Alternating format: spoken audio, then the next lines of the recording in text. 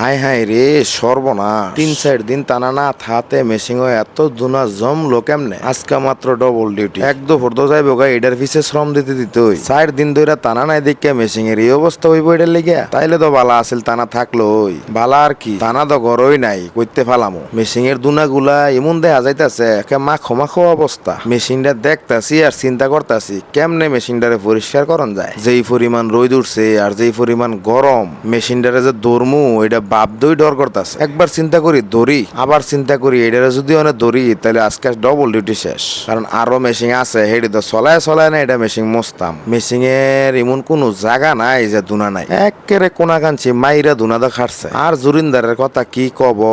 হেতে যদি একটু মেশিনটার ফি চাইতো তো মন্ডারে বুঝতে পারলাম হলে যাজ্ঞ নিজের কাম নিজেরই করতেই তো কাম যে করমু এটা চিন্তা করতেছি কেমনে কামটা করতাম ভাবতাছি আর ভিডিও করতাছি আবার এটাও চিন্তা করি আজকে যদি এই মেশিনটা পরিষ্কার করি তা না কবে না জানি আয়ে তাইলে তো আরো 2-3 দিন যাইতো না আবার একই অবস্থা হইব আবার এও চিন্তা করি মেশিনটা দেখতে জানি কি মন দেয়া যাইতেছে আধা ঘন্টা সময় দিলে তো মেশিনটা চকচক করবো কিন্তু সাহস কুলাইতে পারতাছি না এত পরিশ্রমী গরমের মধ্যে করতাম হুট করে যদি আরেক মেশিন একটা মাক্কু বয়ে পড়ে তাইলে কি করবো আবার কই মাক্কু বইলে বইবো আবার চিন্তা করি যেই গরম যদি মাক্কু বয় তাইলে তো আজকাল ডিউটি ডাইল দেওছেন মেশিন এর অবস্থাটা কি এর রূপে যদি উঠে খার হই তাইলে তো একদম লাগবো এটা তার নাম তো আমি পারতাম না আমি একেবারে দুনা দিয়ে খাইতে লইছে না থাক আজকার মেশিনটা ধরতাম না যেহেতু আজকার ডাবল ডিউটি শেষ রাতের দিকে একটা ঠান্ডা শীতের উষ্ণতা পড়ে ডিউটি ছাইরা যাওয়ার সময় এই মেশিনটা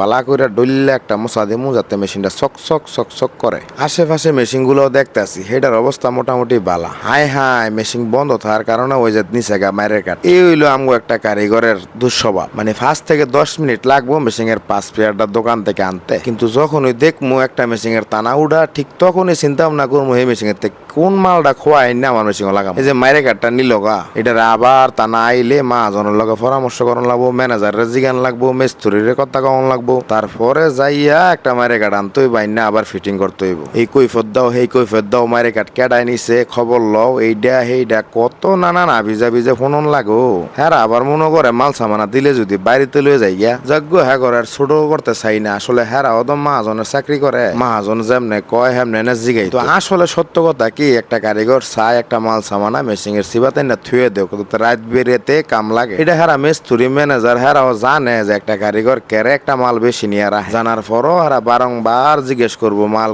কই থুয়েছ কেডা নিছে লইয়েও এইডা সেইডা ফুরানটা লইয়েও হ্যাঁ করে বুঝাইতাম আমি পারি না যে এই মারে কাটটা একজনের নিছে অনেক কেডাই নিছে হ্যাঁ ধর আমি চিনি না হ্যাঁ ধর আমি বিচারে বার করতাম না কারণ এই সেফটিতে নিছে না সেই সেফটিতে নিছে কারণ যাই নিবো হ্যাঁ ধর আমার তো জিগাই নিত না আমার তো জিগাই নিলে কি আর আমি আর দিমু তবে নিছে একটা কারিগর ওই হ্যাঁ বিপদে পড়ই নিচ্ছে যাক দিন শেষে তো আমরা ওই কারিগর ভাই কার বিচার কাটতে দিমু যাই হোক সবাই ভালো থাকবেন অনেকক্ষণ আপনাদের লগে বগর করলাম যদি কোনো বিষয় আপনার কাছে ভালো লাগিয়া থাকে তাহলে অবশ্যই একটা কমেন্ট করে জানাই দিবেন আর যদি আরো ভালো লাগে তো আপনার টাইমলাইনে শেয়ার করে রাখবেন আজকের মতো চলে গেলাম ভালো থাকবেন চারপাশ ভালো রাখবেন